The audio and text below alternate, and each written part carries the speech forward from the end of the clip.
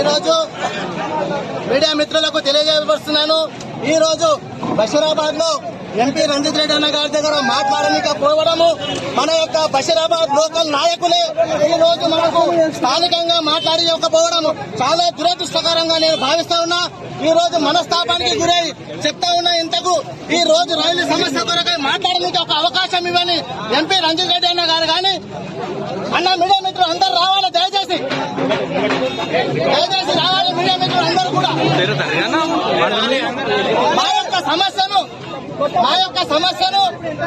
గత సంవత్సరంలో 25 రోజులు బషీరాబాద్ మండల ప్రజల కొరకు అన్ని పార్టీలు తీసుకొని నేను నిరసన తెలియజేస్తే ఈ రోజున ఈ యొక్క వేదికపై పిలిచి కూడా